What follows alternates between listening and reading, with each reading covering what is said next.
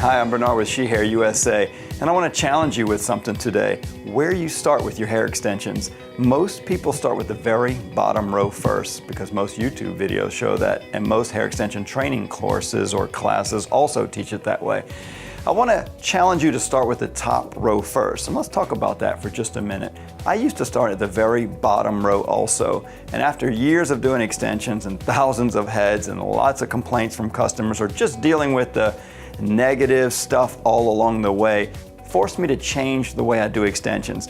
So let's go through some of the challenges first. One is that very bottom row. It's a very narrow section. And I'm gonna grab a little prop here. I've put some hair on a little stick so I can kind of show you. If you start with that very bottom row of extensions, the hairline is super narrow. And what happens is you start in the back, in the middle, and you just have a little narrow rat tail of hair. Or let me turn this over. You start off with a little narrow rat tail of hair, big, thick, bulky head of hair over the top. Sure, we all know that as we work up the head, it's gonna start to blend, but the client doesn't know that. So over the few hours throughout the day, lunchtime comes, you build from a beautiful rat tail, which only works in Louisiana, and then as you build up, you get up as wide as the ears and you get a nice looking mullet from ear to ear. You've got hair in from ear to ear, but you still don't have that top portion in that's going to come later. So what happens is about this time, UPS man comes, you sign in for packages, you go to the bathroom, the client goes to the bathroom, looks in the mirror, cries a little bit, maybe, hopefully not.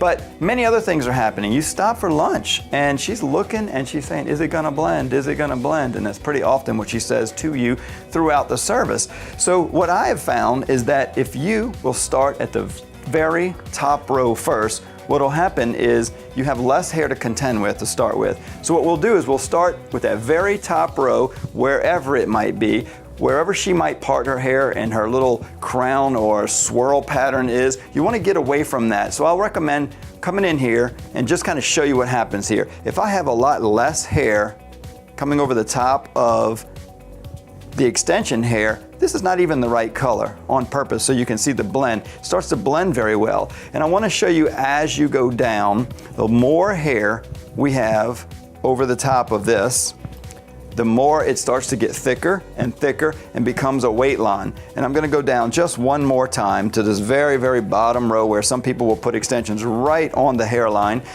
Not necessarily recommended, but it happens. And you see how thick that starts to look right on top. If I can turn that a little bit, right on top of there.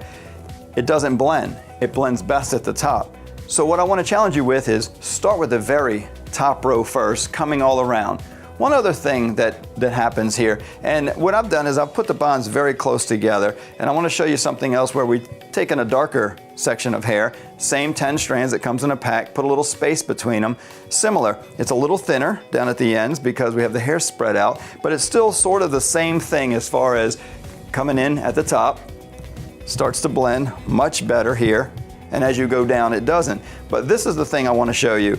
Hairlines tend to travel forward as they go up, right? So if I have somebody like this on this side, I've kind of trimmed her hair like a lot of hairdressers do over some time. You start to lose some hair there and the client comes in, she's growing her bangs out and she wants her bangs to look longer. You don't get extensions in this bang area unless you come very high and very forward, because the hair from the bangs is from the forwardmost part of her head.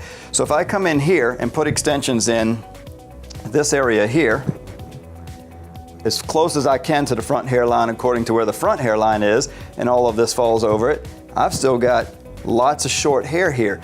The only way I'm ever gonna blend with this hair here is to take this hair, go higher, so I can come forward, higher so I can come forward, and even higher so I can come more forward. So as I get into this area, you see I can start to blend that bang hair in. So that's a secret most people don't know about. So why don't you care about your customers like I do?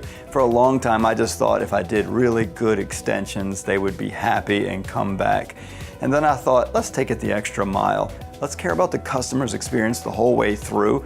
and make their experience good from the beginning to the end by starting with the top row so they like them immediately as they get hair around the front of their face. The other customers in the salon that are seeing what's going on, they're looking and thinking that looks good instead of what is that rat tail or mullet happening on that head over there.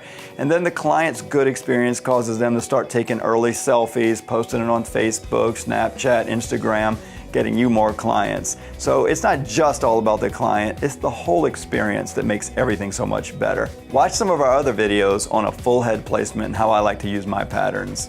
Thanks for watching.